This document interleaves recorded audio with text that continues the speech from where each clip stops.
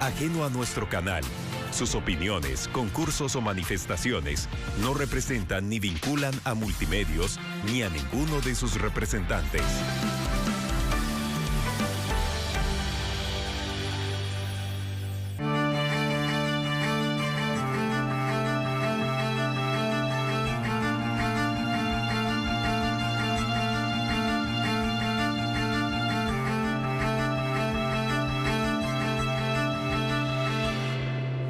Quiero compartir con usted mi opinión.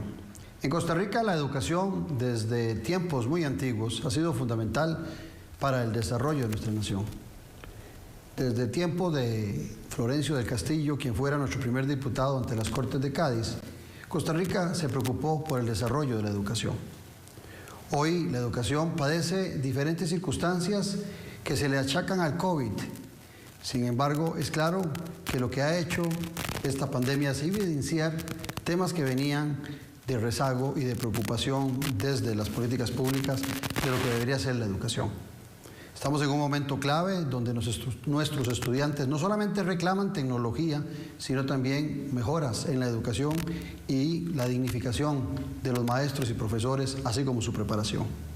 Si no retomamos a la educación como ese baluarte fundamental que ha sido en el desarrollo de nuestro país y que nos ha diferenciado de otras naciones, Costa Rica terminará o seguirá en una caída vertiginosa hacia un mundo que no nos conviene.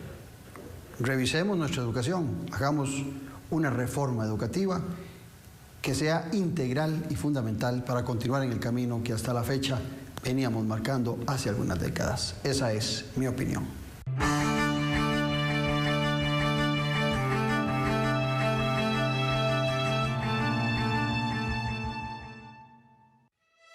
El bien despierta en vos cada día. Existe porque crees que vivir en bienestar es posible para todas las personas. Junto a vos, el bien se mueve hasta cada rincón. Porque para hacer el bien, proteges con dedicación el futuro. Pero también cuidas con amor las raíces que nos sostienen. Crees que hacer el bien es luchar por las demás personas. Por eso extendés tu mano hasta alcanzar a quien más lo necesita. Y sabes que ese esfuerzo colectivo construirá el mundo que soñamos. Esa ilusión que te mueve a sonreír cada día y a compartir lo que tenés para que el bien se multiplique. Porque sabes que el bien que haces hoy regresa a vos siempre. Junta de Protección Social, para hacer el bien juntos.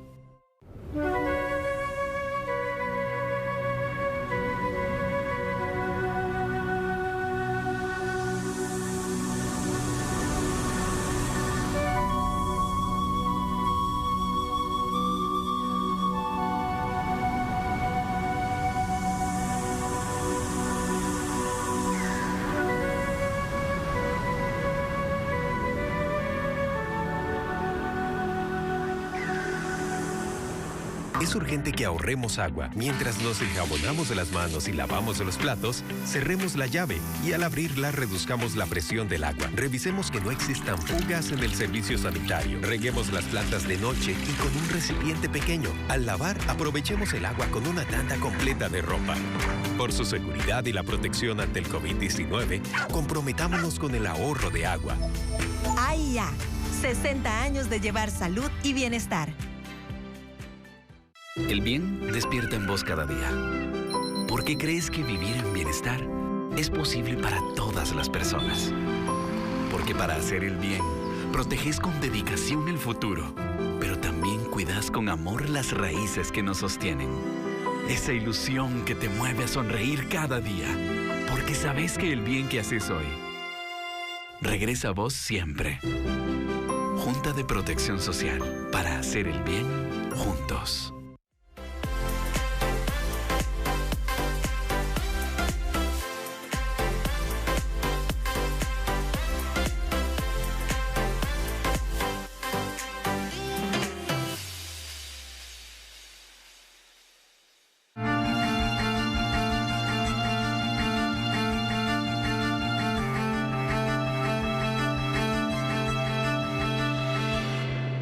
La educación costarricense ha venido padeciendo diferentes problemas durante varias décadas. Y hoy por hoy, más que nunca, han salido a flote esas y otras nuevas. Eso nos obliga a analizar no solamente cómo está la educación costarricense, sino hacia dónde debería girar nuestra educación. Para eso he invitado al experto, al que conoce, al que tiene años, décadas de estar estudiando e investigando la educación costarricense. Me refiero a Iván Mena Hidalgo. Iván es máster en educación técnica, promotor de formación profesional, ha sido director en colegios y escuelas de nuestro país y además exdirector de diversos departamentos en el Ministerio de Educación Pública. Iván, un placer tenerte aquí en Noche sin Tregua. Placer, don Claudio. Muchas gracias por la oportunidad y saludos a todos los que nos miran y nos escuchan. Es clave, Iván, revisar lo que hemos venido haciendo bien y lo que hemos venido haciendo mal en la educación. Siempre es un tema que está en el tapete durante la gestión de gobierno y es un tema que siempre sale en campañas electorales. Pero desde tu conocimiento, desde tu largo bagaje por el Ministerio de Educación Pública, desde las investigaciones y el conocimiento que vos tenés al respecto, si tuvieras que hacer, Iván, un estado actual de la educación, ¿cuál sería ese panorama que vos podrías describirnos a los costarricenses? Bueno, don Claudio, podríamos empezar Empecemos por el presente. Empecemos por brindar, que no brindamos. Muy importante. Salud. Por el país y por la educación. Salud. Por el país y la educación.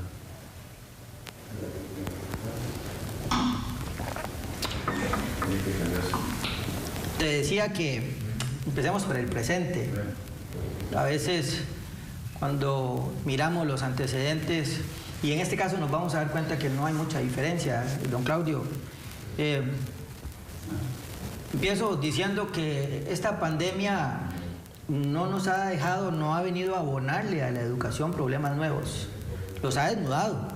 Y si no tenemos cuidado, algunos se pueden asentar de manera tal de que sí podamos entrar en un lugar del cual difícilmente podamos salir.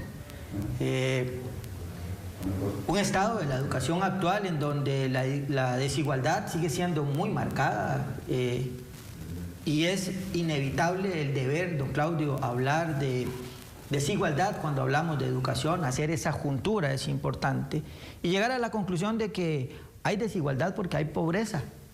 Y entonces cuando vemos los resultados de la educación, y muy probablemente en algún momento conversaremos del cliché de la calidad de la educación, pues nos vamos a dar cuenta de que es producto de la desigualdad los resultados que nosotros tenemos. Hoy yo, con cierto pesar, puedo decir que los resultados actuales en realidad obedecen a un sistema ineficiente, más que a otras características filosóficas que usan algunos grandes pensadores también pues apuntar en este caso.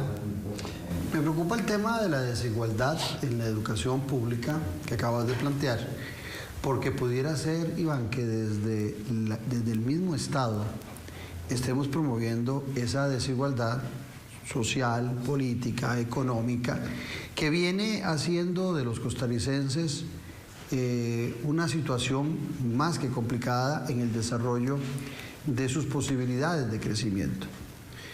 Se habla mucho de que Costa Rica es uno de los países más desiguales de América Latina. Hoy por hoy estamos en 5,2 según el coeficiente de Gini, o un 52% de desigualdad. Y también se habla que cuando un país entra en esos niveles, superando el 4,0 de desigualdad, se habla de que ese país está pronto a ingresar a una situación muy conflictiva, a una situación muy complicada, no solamente de un levantamiento social, sino también de una marcada desigualdad que, como bien lo decías vos antes, luego no podrá recuperarse y regresar. Es preocupante ese tema de la desigualdad promovida desde la educación, partiendo que en mi comentario inicial del programa hacía yo referencia que ha sido uno de los baluartes históricos para buscar el crecimiento de la clase media y la igualdad de nuestro país. Totalmente, totalmente. Acabas de tocar un índice que es es triste, ¿verdad? Es un porcentaje que nos tiene que ocupar. En los últimos datos del INEC, con respecto a los índices de desigualdad, utilizando la regla de Gini, don Claudio, nosotros estuvimos bastante bien hace bastantes años, 87 al 97, la desigualdad incluso bajó y andaba alrededor de un 0.470, que de todas formas era un índice elevado, sí, ¿verdad? Pero, don Claudio, a partir de 1997 y en 1998 inicia un disparo en el índice de desigualdad que llegamos a tocar niveles superiores al 5,15, al 0,5 o 0,515 de ese porcentaje. Eso significa que estamos superando incluso la media que establece Gini. Y desdichadamente, pues bien, allá por el 2002 tuvimos una baja, pero aún así no logramos bajar al 0.45, del 0.45. Y de ahí nos volvimos a disparar. Lastimosamente, en este momento, don Claudio, el contexto actual nos dice que la desigualdad de nosotros está por encima del 0.51. Entonces, claro que es una desigualdad muy elevada y desdichadamente muy concentrada. Cuando hablamos de desigualdad, nos daremos cuenta que está concentrada. Podríamos decir como que la desigualdad tiene región, tiene zona, porque son las zonas más vulnerables, son las zonas rurales en donde está más desconcentrada la desigualdad. Cuando vemos que en una zona rural el ingreso mensual está alrededor de los 60,000 colones, 56,000 colones, dice el INEC, y una persona rica tiene un ingreso en ese mismo mes de más de 530,000 colones, creo que la diferencia es abismal, ¿verdad? Y podemos ver cómo confluyen estos dos aspectos en sí, y entonces caemos en un ciclo vicioso que tenemos que romper inmediatamente. Caemos en un ciclo vicioso en donde una personita nace en una familia pobre. Esta familia, por ser pobre, entonces vive en un lugar pobre, asiste a una escuela pobre porque es una unidocente, porque es una escuela 1, una escuela 2, con limitaciones increíbles. Lo peor que le puede pasar a esta personita, don Claudio, es que reciba una educación de mala calidad. Eso sería como ser pobre como 7 veces. Y eso tenemos que erradicarlo de una vez por todas. Hiciste una frase que me quedó retumbando. Dijiste, hay desigualdad porque hay pobreza. Y podríamos decir que hay pobreza porque hay falta de calidad en la educación. Es una relación importante, ¿verdad? Esta relación ha creado una juntura muy peligrosa en el país. Nosotros estamos en un dilema, don Claudio. Nosotros tenemos que decidir si educamos para erradicar la pobreza o eliminamos la pobreza para mejorar la educación. En esos términos, las situaciones de acceso y expulsión que genera el propio sistema educativo son aspectos que deben de ser contemplados y que deben definitivamente ser corregidos de una vez. El tema de la calidad de la educación es un tema amplio, ¿verdad? Estamos hablando de un concepto polisémico, o sea, tiene muchos significados. Usualmente yo, cuando me hablan de calidad de la educación, yo pregunto de cuál estándar estamos hablando. ¿Cuál estándar estás utilizando? ¿Con qué lo estás comparando? Si vos me decís que tenemos baja calidad educativa porque salimos mal en las pruebas internacionales, yo te doy una razón y quizás no la vas a compartir o quizás te vaya a sorprender. La razón es porque no hemos logrado universalizar la educación preescolar. Y cualquiera me puede decir, ¿y qué tiene que ver eso? Bueno, pues es que el tema de las pruebas internacionales está asociado a un desarrollo sistémico de la educación. No es algo puntual porque nosotros no preparamos en nuestras aulas a los estudiantes para un examen. Vos pasaste por la escuela pública y pasaste por la educación pública y nunca te dijeron, te vamos a preparar para el trimestral o te vamos a preparar para el parcial. No siempre nos dijeron los maestros, te vamos a preparar para la vida, para que tengas un buen futuro. Bueno, pues precisamente cuando nosotros nos damos cuenta... Esa era la frase de los padres y de los maestros. De los maestros, sí. De los maestros, porque mira, yo en las cosas que leo, ¿verdad? Admiro mucho, por ejemplo, los planteamientos de don Lalo Gámez. Don Claudio, si quisiera... La última reforma educativa que hicimos fue en tiempos de él. Pero no se la aceptaron. Creo que si usáramos un antecedente importante, creo que perdimos una gran oportunidad, don Claudio, en 1975. Tenía yo 2 años de haber nacido. Pero lo resiento como que si ya estuviera en la escuela en ese entonces. Cuando don Lalo hace su planteamiento y no se lo aceptaron por cuestiones banales, por cuestiones muy particulares, perdimos una gran oportunidad en ese momento.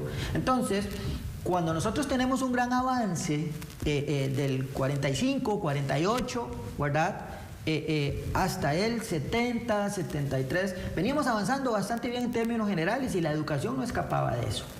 Pero a partir de ese momento, cuando no se acepta la reforma, nos quedamos ahí pegados, ¿verdad? La educación se frena completamente. ¿Quiénes no aceptan esa reforma? El magisterio.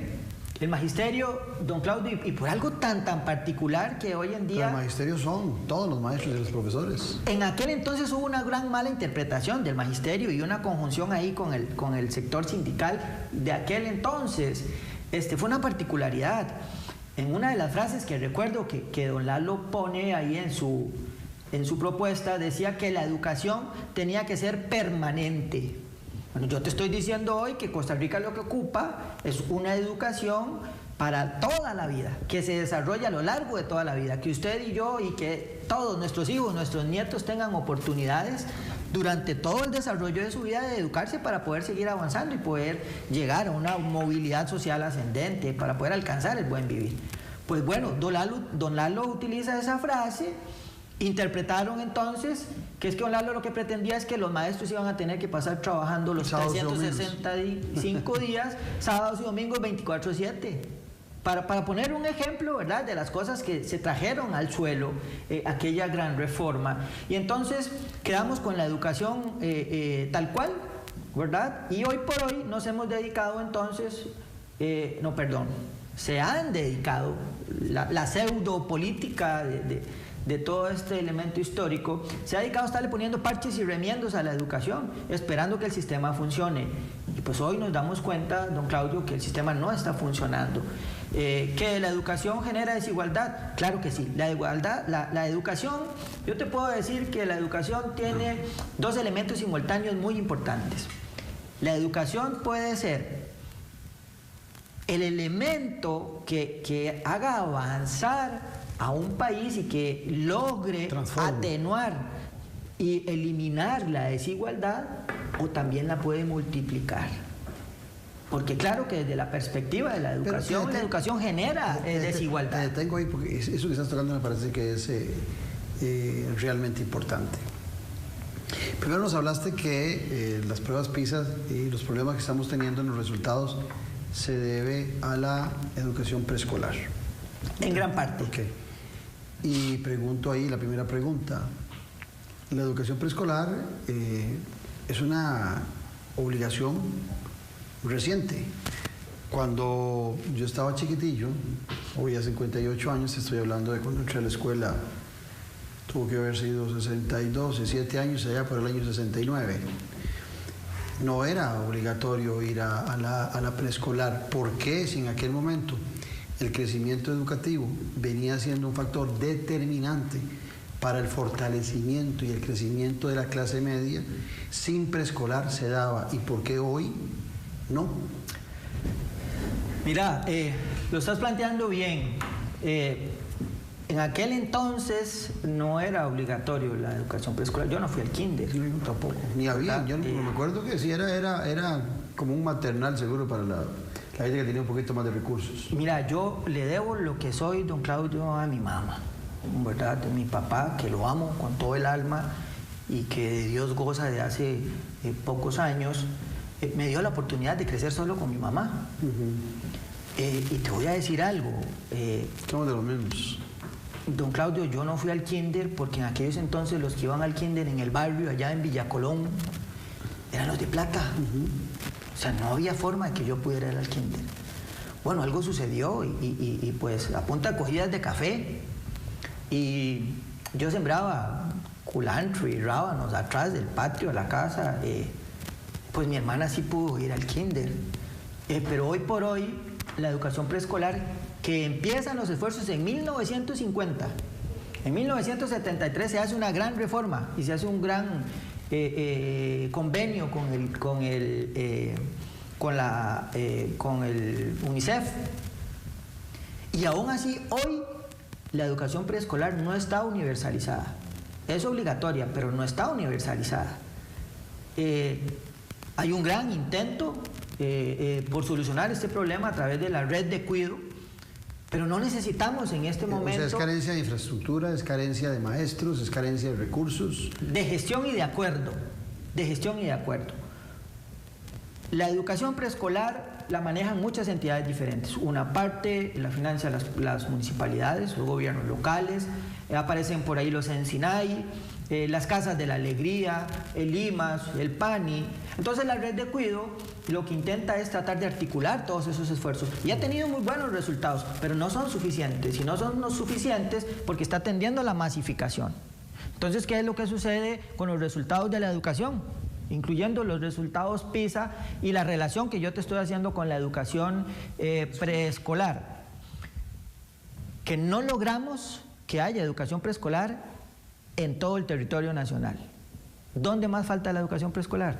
En las zonas rurales. En las zonas rurales. Y volvemos al tema de la desigualdad. Volvemos, entonces, significa que el sistema genera desigualdad, ¿verdad? Entonces, claro que en todos estos aspectos, y uno que pasa ahí conversando con mucha gente cuando puede, cuando el horario lo permite, don Claudio, haces consultas y la propia experiencia, porque hay cosas que yo te voy a decir, que te estoy diciendo que las he vivido. Tuve 22 años de estar en educación.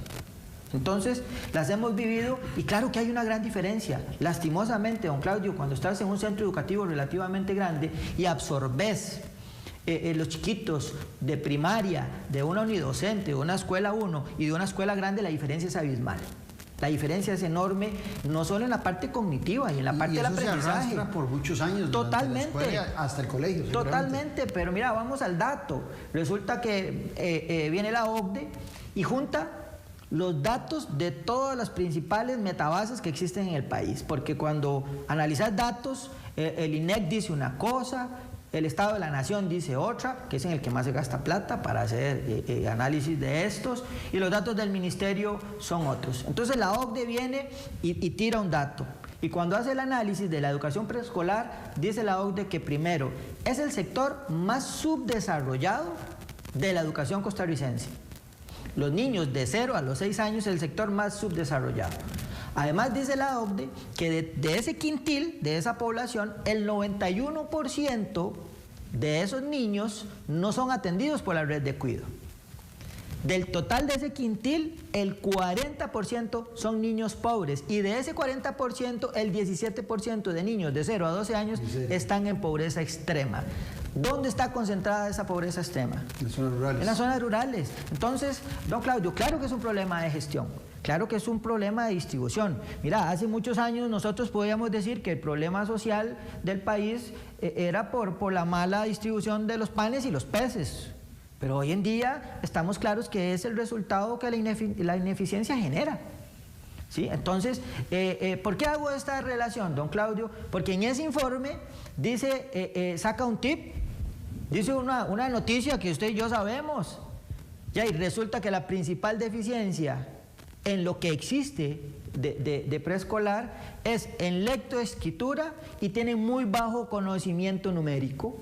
Y cuando vamos a las pruebas PISA, ¿a dónde es que nos están sonando? Por decirlo en una palabra popular. Claro, dicen que entonces en Costa Rica no sabemos resolver problemas utilizando el control numérico o el conocimiento numérico y estas cosas que usted y yo conocemos. Y vos que has estudiado e investigado tanto en el tema de educación, en los años 80, en el año 80 precisamente, tuvimos una gran crisis de petróleo. Antes de esa época, ¿estaba la educación costarricense mejor que en la actualidad? ¿Cómo podríamos hacer una comparación entre hoy, 40 años después de aquel momento? Y ahora te digo por qué te hago la pregunta, pero ¿qué consideras vos? ¿Hubo errores en esos procesos estos últimos 40 años, en esta cuarentena, ahora que está tan de moda la palabreja? ¿Estábamos mejor antes de esa crisis del petróleo en la educación? Porque hablabas que don Lalo estaba proponiendo a mediados de los 70 una reforma que no fue aceptada. Creo, don Claudio, que los años 80 marcan un hito en la historia en general de Costa Rica, ¿verdad? Sí, así es. Y la educación no se escapa de eso. Antes de los 80, el nivel de vida y el sistema sociocultural era muy diferente.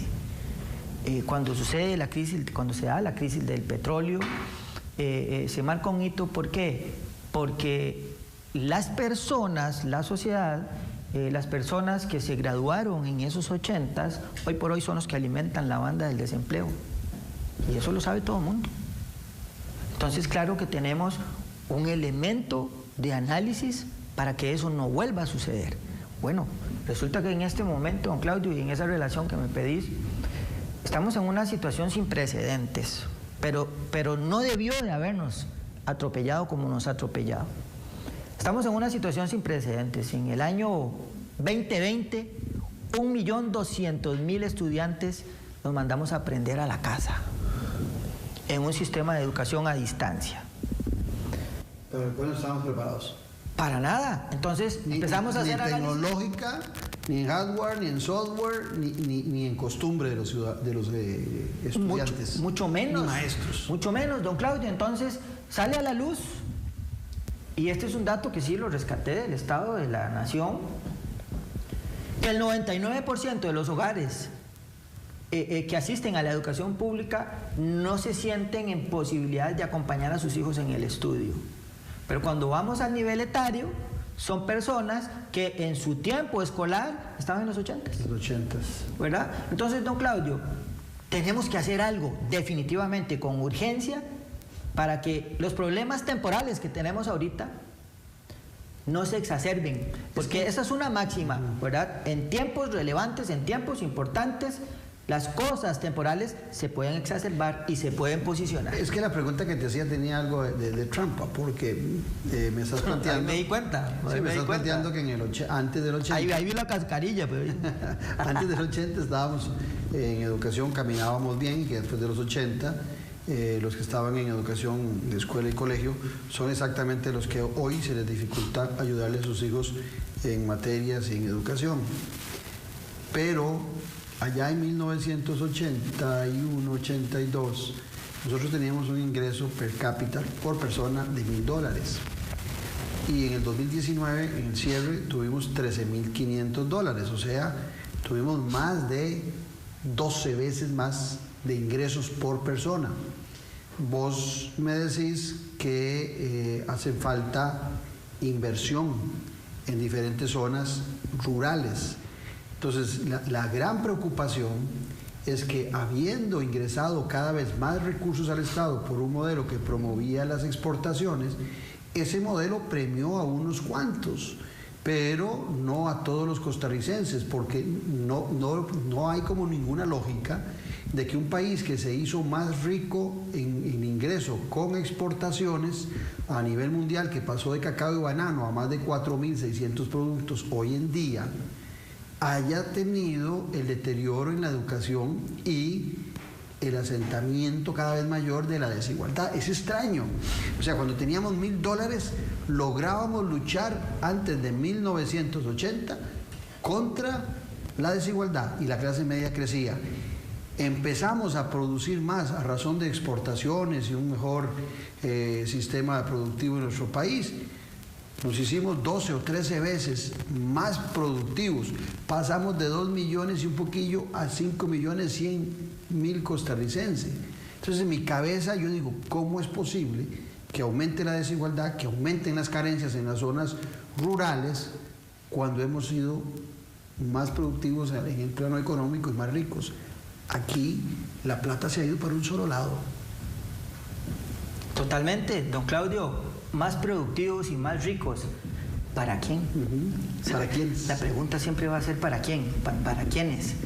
Si en este momento conversáramos con alguien de la zona sur, simplemente la respuesta va a ser, yo no sé, yo vivo a 300 kilómetros del GAM, ¿verdad? Y estas cosas no llegan.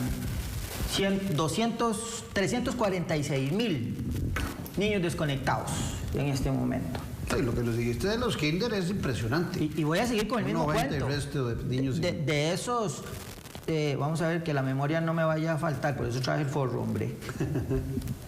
356,000 niños, 324,000 niños desconectados. Yo dudo de ese número. ¿Crees que es muy grande? Totalmente, totalmente. ¿Por qué? Porque cuando hicimos los escenarios, y para establecer este dato, le preguntamos a la gente si tiene o no tiene cómo accesar a Internet. Entonces, así sea por un teléfono. Entonces, muchos inicialmente dijeron que sí tenemos un teléfono. Sí, la mayoría es por teléfono. Y leen WhatsApp, y entran al Face, y entran a Instagram. Pero no sabían lo que iba a suceder después. Estas personas que dijeron que sí, que así accesaban al Internet a través del teléfono, hoy te van a decir que no, y te lo digo por experiencia propia. Pues yo tuve que establecer esos escenarios en el colegio que administro. Pero es un no, ¿por qué? Porque cuando ya empieza, y cuando ya llega la primera GTA, cuando ya llega la primera guía, de los 11 docentes que tenían que llegar, no hay datos que alcancen. Entonces, claro, ya no es tener el teléfono y tener un paquetito sencillo de datos. Es que descargar una guía puede costarte 3,000, 4,000 colones. Y eso a alguien se le olvidó, alguien no hizo ese cálculo. Sí. Alguien no hizo ese cálculo. Entonces, ¿qué es lo que pasa? Esta persona sí tiene teléfono, pero no tiene plata para pagar los datos. Y hay zonas donde 5,000 colones es no un tiene monto acceso. Significativo. Don Claudio, te digo y te lo pongo de esta manera, la principal razón para no mandar a un chiquito a la escuela en este momento y al colegio es la falta de plata. Y todavía pongo un dato ahí más en la mesa. Una de las principales cosas que nosotros tenemos que erradicar definitivamente en este país es el trabajo infantil. Esto lo acabo de decir en un foro que tuve la oportunidad ahí con unos amigos de otros países que todavía usan invitarme ahí para tratar de arreglar el mundo, y les dije así de sencillo. Me dice, ¿pero cómo, Iván? Y yo, sí, claro, el trabajo infantil, porque si no tienen plata, los chiquillos tienen que trabajar. Es común, don Claudio, en las zonas rurales. Se vuelve un factor de producción en una familia. Totalmente, don Claudio. ¿Por qué? Porque en la zona rural, antes de las 7 de la mañana, antes de las 6 de la mañana, si vive cerca del centro educativo, es común ver a los chiquillos de la escuela arriando las vacas. Algo tiene que hacer. Y muchos llegan de su casa y tienen que ir a ayudarle a su papá. Y hay otros que son enviados a pedir. Totalmente, eso más en el GAM. Sí, en el GAM. Eso más acá en el GAM. ¿Y qué es lo que está pasando ahorita? ¿Cuál es el escenario al que nos estamos enfrentando? Al abandono temprano. Que claro, ya la pandemia viene y genera una constricción tremenda en el sector económico, ¿verdad? Y si aquí en San José, en el GAM, las familias han visto reducida de alguna manera, algunas, no todas, sus ingresos, pues es claro que en las zonas alejadas esto todavía es más crudo. Entonces acá todos tenemos que colaborar para la familia. Entonces o una, dos, o hago platica para ir a la escuela, porque no puedo ir a la escuela para hacer plata. O ayúdele a papá o a mamá en su negocio. Claro. Y te voy a abonar algo más, porque era una de las luchas que tenía el programa Avancemos, de evitar que los estudiantes se escaparan de la secundaria, pues que donde hay más... Claro, pues que me estás leyendo la mente, amigo. Pero es donde más hemos tenido reducción, en los apoyos educativos. O sea, hoy por hoy todavía se escucha y se lee que el transporte estudiantil no es un derecho universal. Porque vos me estás diciendo que se invierte cada vez más plata. Se lo voy a poner más claro. Si es cierto, se invierte más plata, hay menos matrícula y aumentó el número de docentes. Hay algo que no calza. O sea, hay algo que no calza. Bueno, pero resulta que esa plata no está llegando. Esa plata no está llegando a donde tiene que llegar, ¿verdad? El ministerio le reparte mucha plata a todo el mundo, pero a la unidocente no le está llegando, porque si no, no existiera. Si analizamos, hoy por hoy podemos hablar de Finlandia, Singapur, hablemos de Costa Rica, pero tomemos un solo ejemplo internacional, hablemos de Portugal, porque hoy por hoy Portugal es uno de los países más exitosos en educación. ¿Qué hizo Portugal, don Claudio? Solucionó el problema de las unidocentes. Y no fue que la cerró a rajatabla. No, empezó a convencer a la población, empezó a explicarle a la gente que educarse es cosa buena. Y entonces empezó a hacer las junturas. Bueno, yo sigo hablando de que nosotros tenemos que entrar ya en un sistema de movilidad educativa. Porque si los recursos no llegan, hay que ir hacia los recursos. Es que esa es la forma, don Claudio. Entonces, ¿qué es lo que nosotros visualizamos en este aspecto así, concreto? Cuando nosotros valoramos de que Costa Rica está invirtiendo el 7,8% del PIB en educación, muchos dicen, y me voy a adelantar, con suerte, y a vos también te lo han dicho, o quizá lo querés decir, Costa Rica es el país de la OCDE que más invierte en educación, porcentualmente. Pero el sistema de ese gestión, porcentaje depende mucho del crecimiento del PIB, de la economía, y como estamos ahora contraídos con lo que está sucediendo, es posible que un 5 de hace unos años represente mucho más dinero de un 8 en tiempos de COVID. es un porcentaje muy chiquitico. ¿Dónde se ha visto la mayor reducción en el presupuesto en educación? Hoy por hoy los presupuestos de los centros educativos recibieron un corte, llegó un momento en donde el corte superó el 52%, 48% era la media del presupuesto ordinario para un centro educativo. Hoy todavía se mantiene, hoy se entrega un presupuesto a los centros educativos para que funcione, ¿okay? Pero no necesariamente va a alcanzar para darle mantenimiento a la infraestructura y demás. Y ahí seguimos alimentando una bola de nieve que podemos hablar un poquitico de infraestructura en algún momento. Hay un recorte en transporte estudiantil, que era la idea que te quería terminar. No es un elemento universal, depende estrictamente del presupuesto. Pero resulta que en las zonas rurales, si no hay transporte estudiantil, no pueden ir a estudiar. Más necesario, Claudio, las distancias mayores. vivimos a 10, 15, las 20. condiciones peor. Yo tengo estudiantes que viven a 30 kilómetros del colegio y no te estoy diciendo que viajan por la 27. Sí. ¿Verdad? No es caña de Son caminos en donde el bus no entra. Y solo esta gente, don Claudio, sabe las matráculas. Puede representar hora y media, por lo menos, en el traslado, en una mala condición. Yo ya no le pregunto a mis alumnos a qué hora se levantan para llegar al colegio, porque no tengo la solución en la mano, don Claudio. Pero estos chiquillos, te puedo decir que a las 7 de la mañana ya tienen 2 horas de haberse levantado y de haber estado viajando. Entonces, don Claudio, cuando limitamos... Y 2 horas de regreso. Y 2 horas de regreso. Cuando limitamos el transporte estudiantil, porque no hay dinero, es entendible, no hay dinero. No, sí hay dinero. Lo que pasa es que está mal distribuido.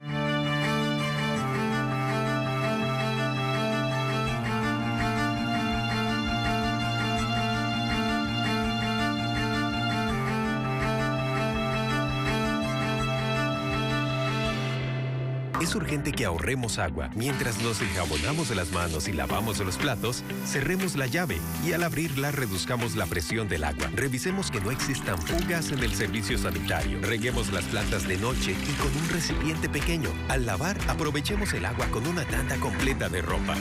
Por su seguridad y la protección ante el COVID-19, comprometámonos con el ahorro de agua. AIA, 60 años de llevar salud y bienestar.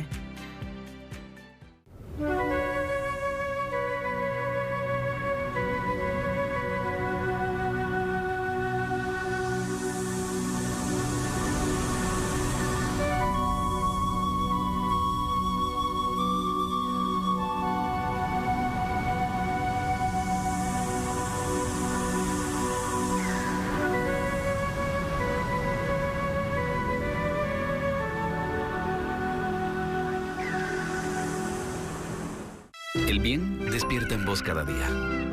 ¿Por qué crees que vivir en bienestar es posible para todas las personas? Porque para hacer el bien, proteges con dedicación el futuro, pero también cuidas con amor las raíces que nos sostienen. Esa ilusión que te mueve a sonreír cada día, porque sabes que el bien que haces hoy regresa a vos siempre. Junta de Protección Social, para hacer el bien juntos. Con los temas de la política, sociedad y economía de Costa Rica y el mundo. Café y Palabras. Lo que hay que escuchar del acontecer nacional con el politólogo Claudio Alpizar Otoya. Café y Palabras, porque la política sí importa. Escuche Café y Palabras, de lunes a viernes a las 9 de la mañana en Radio Actual 107.1. Café y Palabras.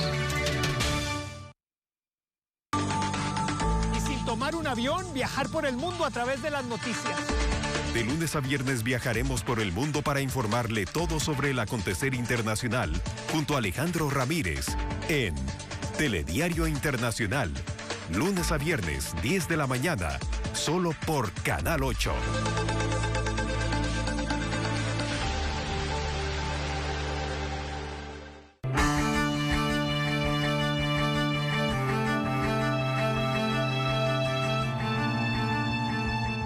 El Ministerio de Educación, para hablar más claramente, es el que recibe más del presupuesto nacional, y es, cuando vos hablabas de parches, o sea, parches en el Ministerio de Educación es un inmenso pantalón, por poner un ejemplo, lleno de parches. Es un pantalón de un payaso gordo, ¿verdad? Porque no es un espacio chiquitito, sino que los parches deben ser muchísimos. Entonces, la reforma que estamos planteando o pensando en este programa tiene que ir por diversos temas. Por el tema de la estructura del ministerio, que debe ser complicadísima en el manejo para un ministro, para un viceministro. Debe ser complicadísima para las diferentes instancias que giran dineros, que tienen que tener los controles sobre educación, sobre programas y demás. Y te dejo paralelamente otra consulta, para que las desarrolles ambas juntos. El docente, eso es un tema también que es fundamental en el campo de una reforma educativa. Dos frases. En la primera línea, don Claudio, ¿qué es el Ministerio de Educación? Hay una palabra que yo me he dedicado a buscarla porque mi abuelo la decía mucho. El Ministerio de Educación Pública es un mamarrote, entendiendo que es una cosa muy grande. Sí, mamarrote. Sí, mamarracho es otra cosa. Sí. Mamarrote es algo grande. Es algo grande. Así lo entiendo yo, porque mi papá sabía a qué se refería cuando decía eso. Don Claudio, ¿qué es el Ministerio de Educación Pública? Más de 369 entidades, departamentos. 369. En los 80s, precisamente, si la memoria no me va a fallar en este momento, hubo una ministra de Educación y estableció algo bastante interesante, bastante importante, que fue un avance positivo, el tema de la regionalización. Entonces, hoy por hoy, 27 direcciones regionales, pero ¿cómo funciona el Ministerio de Educación Pública? 15 direcciones en oficinas centrales. Esas 15 direcciones se subdividen en 67 departamentos. Después de esos 67 departamentos, bajamos a las 27 direcciones regionales. Pero vea el número, de esas direcciones regionales bajamos a 260 supervisiones, circuitos escolares. Y todavía no llegué al nivel docente. Es un mamarrote. Don Claudio, eso es mecánica, yo soy mecánico. Entonces eso es mecánica pura. Es un poco complicado, don Claudio, que cuando el ministro, que no puede resolver todos los problemas de educación, y eso hay que explicarlo, ¿verdad? Cuando el ministro mueve la varita mágica para que la educación coja hacia la derecha, si vemos que esto es un muñeco, ¿para dónde cogieron los pies? Si vos mueves para allá, la física dice... Que debería coger para allá. Sí, pero cuando usted agarra el mecatico, agarre el mecate, póngale una piedra y tírelo a la derecha. ¿Para dónde coge la piedra? Coge para la izquierda, estamos al revés. Cuando la información llega al docente, ya pasó por no sé cuántas cabezas. Y entonces es un teléfono chocho terrible, terrible. Entonces, ahora te contesto, el docente, dice Michael Fullan, que el docente tiene simultáneamente el honor de ser la mejor solución y el peor problema de la educación. Entonces, vamos dentro del docente, vamos al maestro. Es un concepto amplio, ¿verdad? Ser maestro es un concepto amplísimo. El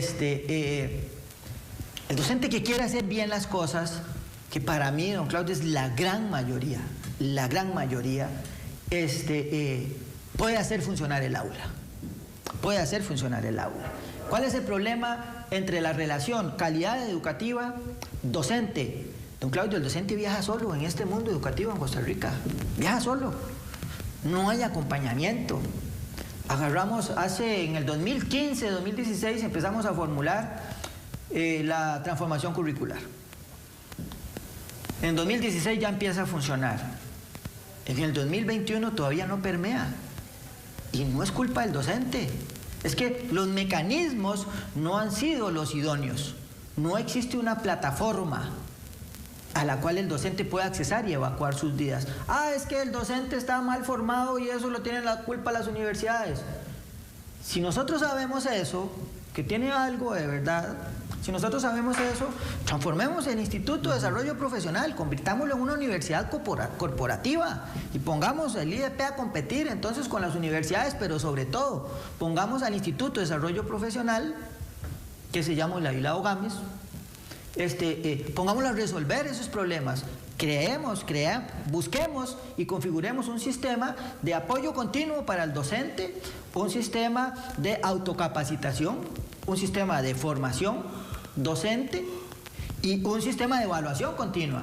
Porque la solución que he visto que sigue sonando ahí es que vamos a evaluar a los docentes, hay que hacer un mecanismo de evaluación docente, pero es un mecanismo final, don Claudio, eso no nos permite ajustar nada. Exactamente. Porque entonces...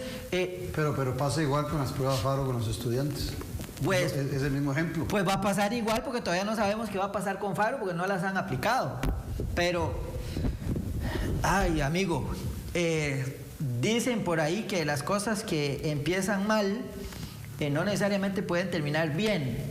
Y FARO es una carrera contra el tiempo, es un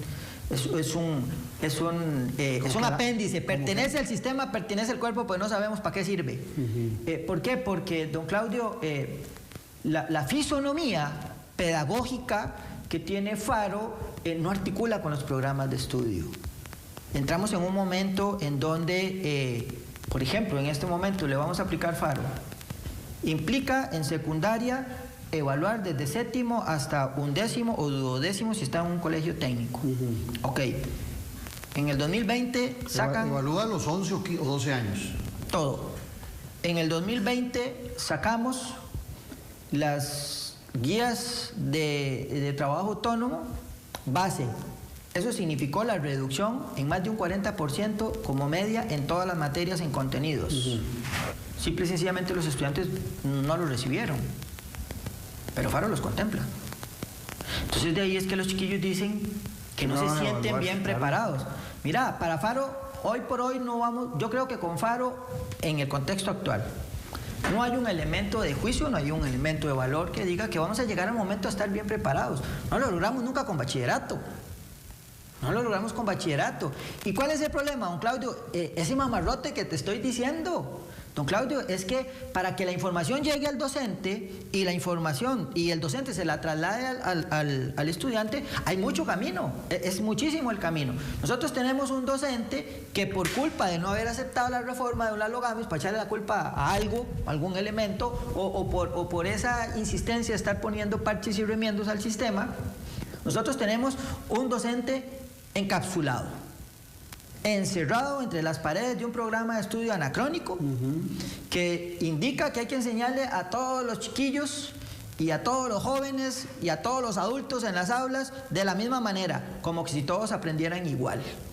Entonces, el programa de estudio le dice eso al docente, el programa de estudio le dice al docente ¿qué enseñar?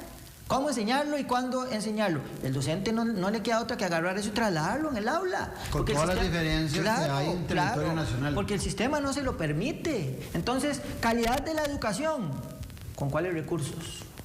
Porque el estándar cambia. Don Claudio, el estándar cambia. Yo te puedo decir que los resultados de las unidocentes que conozco a nivel nacional son impresionantes por la única razón de que son valientes. Porque son valientes porque todo el contexto busca impedir que avancen. Ahora, de todas formas se la juegan, Hablabas algo de los 80s porque esa no se me va a olvidar. A mí me pasa desde el principito. Si me haces una pregunta o yo te hago una pregunta, a mí no se me va a olvidar. En los 80s es cuando empieza a disasociarse y empieza a crecer más la educación privada. Ahí es donde se dispara el sistema también, y es donde es muy evidente el sistema de la desigualdad de la que hablábamos inicialmente. Y acentúa la desigualdad. Claro.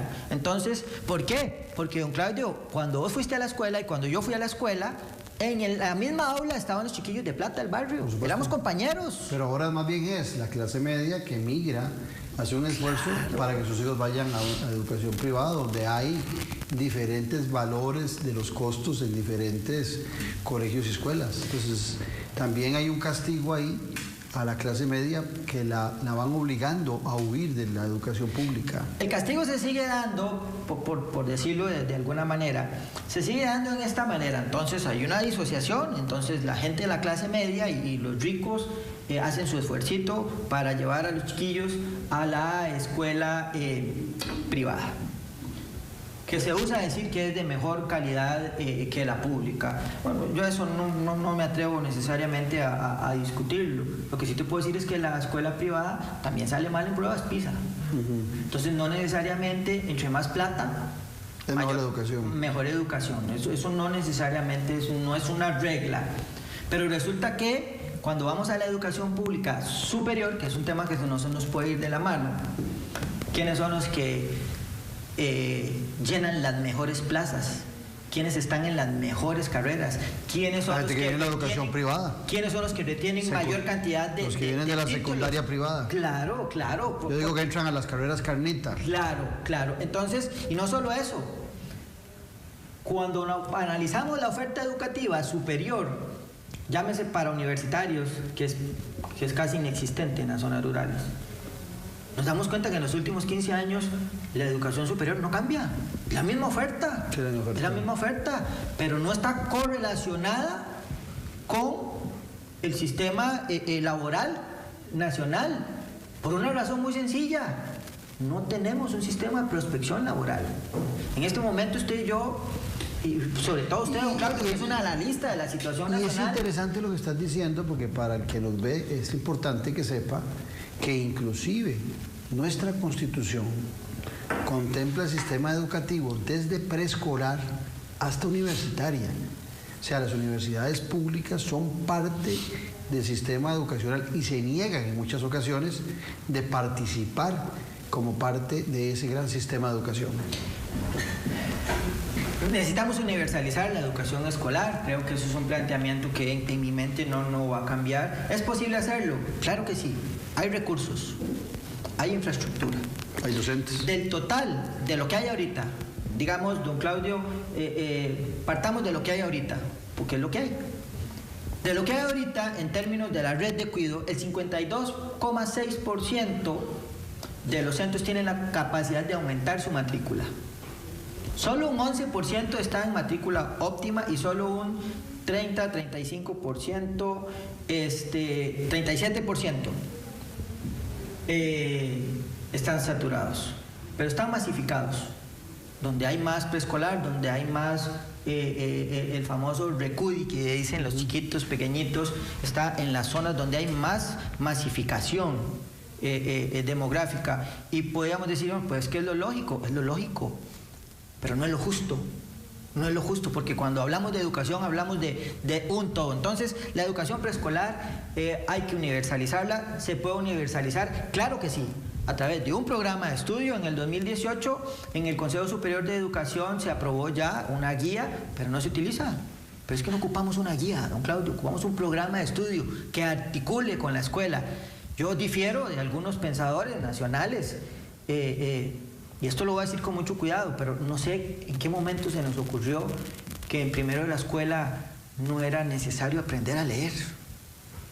Y entonces ya no es una regla, ya no es una norma. Y el tema del inglés, que hasta que aburre ese tema en cada campaña electoral, cada año se habla. Bueno, pues ahí alguien dijo que iba a ser a Costa Rica bilingüe. Sí, y no aparece la posibilidad ni cercana de que los estudiantes de secundaria salgan hablando buen inglés. Mira, don Claudio, hay un grupo de personas que sería importante que la gente los escuche, porque viera que en la trazabilidad de lo que se propone sí hacen posible que en Costa Rica la persona que se gradúe de la educación formal llegue a hablar inglés de un nivel óptimo. Esto significa que alcance un nivel en C, según la forma en que se clasifica, ¿verdad?, el nivel de idoneidad de un segundo idioma. Podríamos hablar de un C, un C2. en educación técnica, en la educación normal hasta 11º, por lo menos llegar al C, si lo hacemos sistematizado. Entonces yo te planteo que el próximo presidente de la República asegure que podemos hacer que las personas alcancen un nivel óptimo en el inglés. Pero te voy a decir cómo. Porque hay un planteamiento de un montón de personas que han pensado seriamente en esto y han dibujado, han diseñado y han hecho números de un programa que funciona en micro en Costa Rica. No estoy hablando que funcione en Finlandia ni en otros lugares. ¿Partiendo de toda la secundaria o desde primaria? No, tenemos que partir desde preescolar. Y entonces generamos una nivelación. Entonces, el docente, te decía, viaja solo, pero eso no significa, no estoy diciendo que al docente no se le puede exigir más. Siempre vamos a tener que exigir más. Preparados y en cantidad necesaria para, desde preescolar, impartir inglés a los niños. Don Claudio, pero es que para eso está la tecnología.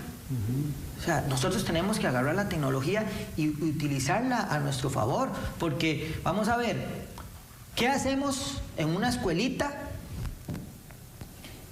cuyo maestro le faltan 15 años para pensionarse, más ahora, como está la cosa, y no es bilingüe?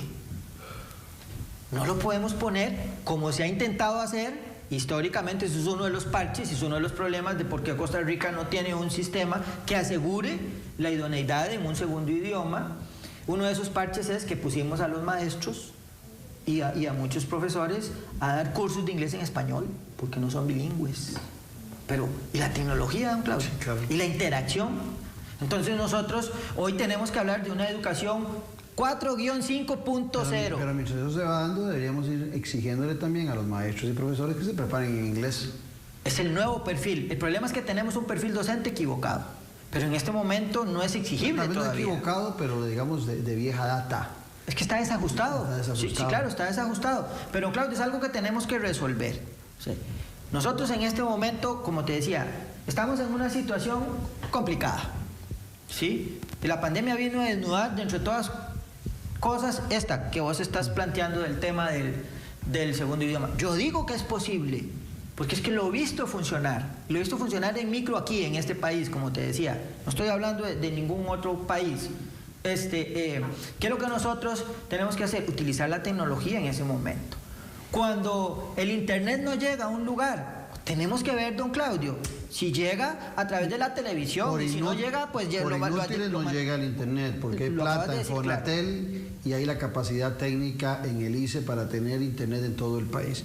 Ahora, Iván, se nos va el programa, nos quedan un par de minutos. Hablabas de educar a lo largo de la vida o educar para toda la vida, pero en esta situación donde prácticamente 2 años van a perder nuestros estudiantes, el 2020 y el 2021, ¿cómo educar para toda la vida con ese gran desierto de 2 años en el medio? Tenemos, don Claudio, que repensar la educación, definitivamente. Estamos ante un panorama. El 2020 nos marcó una aceleración en la disrupción tecnológica, nos quedamos botados. Programas de estudio con mucha inferencia del siglo XIX, todavía muchísimos docentes del siglo XX, con estudiantes del siglo XXI. Eso tenemos que hacer, ahí una articulación importante. 3 hechos importantísimos: 2018 la huelga, 2019 la salida del ministro, 2020 pandemia. Si no hacemos medidas rápidas, urgentes, don Claudio, los resultados van a ser peores que los que tuvimos en los 80s. Tenemos que repensar la educación, definitivamente. Tenemos que dejar de seguir atiborrando a los estudiantes de contenidos, aunque el aburrimiento sea elocuente, aunque el aburrimiento se note. ¿Okay? Tenemos que repensar toda esta parte de contenidos. Tenemos que digitalizarnos. Puertas afuera, no solo puertas adentro, don Claudio. Necesitamos una reforma educativa que no sea solo puertas adentro, que sea también puertas afuera, don Claudio. Y termino con esto: las familias, don Claudio, esas familias que se están esforzando, que hay momentos en que quizás no la ven, que nunca se les olvide que la educación es cosa buena y que juntos si ponemos muchas cabecitas a pensar, podemos encontrar grandes soluciones. Lo que queda claro es que hace falta mucho por hacer. Muchas gracias, Mucha Iván, oportunidad. Un placer haberte tenido acá. Pero Muchas sobre gracias. todo a ustedes, las gracias por habernos acompañado y los esperamos el próximo domingo aquí a las 6 en Multimedios con la política con P mayúscula. Un abrazo, que esté muy bien.